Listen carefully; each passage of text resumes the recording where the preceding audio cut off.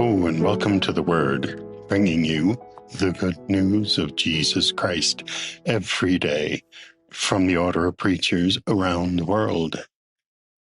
Today is Tuesday of the 21st week in Ordinary Time, and from the United States, we hear from Sister Barbara Kane.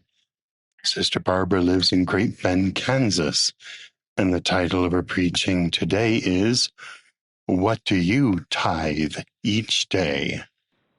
A reading from the Gospel of Matthew. Woe to you, scribes and Pharisees, hypocrites, for you tithe mint, dill, and cumin, and have neglected the weightier matters of the law, justice, and mercy, and faith. It is these you ought to have practiced without neglecting the others. You blind guides, you strain out the gnat, but swallow the camel. Woe to you, scribes and Pharisees, you hypocrites, for you clean the outside of the cup and of the plate, but inside they are full of greed and self-indulgence. You blind Pharisee, first clean the inside of the cup and of the plate, so that the outside also may become clean. Have you ever picked dill or tried to rid your garden of invasive mint? Dill is a prolific self-seeder. Those hundreds of tiny seeds fall to the ground, and next year little volunteers come up everywhere. I would imagine it was plentiful and cheap during Jesus' time. And mint, it sends its roots everywhere and comes up in the midst of your flower garden or vegetable garden. It's hard to get rid of. Again, it would be plentiful and cheap. And it wouldn't really take too much effort to use these herbs as tithes to the temple.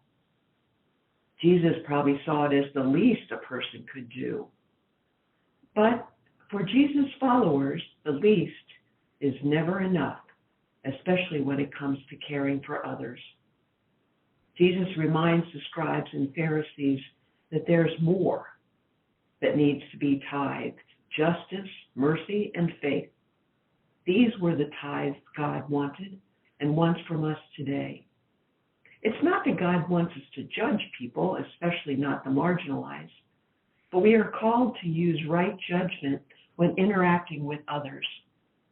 Earlier in Matthew, Jesus admonishes, take the wooden beam out of your own eye, and then you'll be able to see clearly to take the splinter out of your brother or sister's eyes. I think that's a kind of judgment. And mercy. What would Jesus think about the rash of executions occurring around the world, and especially in the United States? 3 in one day. And where is the civility in our speech about others? And can we find forgiveness for those who seem so hard-hearted? Finally, Jesus criticizes them for not tithing fidelity or faith. For Jesus, it was recognizing the faithfulness of God to God's own chosen ones. For us, it would be fidelity to God through our faithfulness in treating others as Jesus did. Jesus is, after all, the image of the invisible God. Fidelity calls us to be true to our word, our promises, our duties, and reflect the face of God. It's interesting to me that Jesus tells the Pharisees that they must tithe all these things. In addition to judgment, mercy, and faithfulness, our love of God must fall in abundance and sprout up in words and actions with love for others.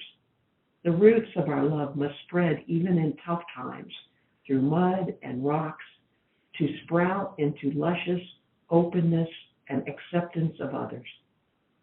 Cumin, the other herb he talks about, provides seasoning that attracts and delights us. And our love for God must continue to season our lives and those of others. So today, consider how you tithe, how you are generous, how you give to others what God has so generously given to you.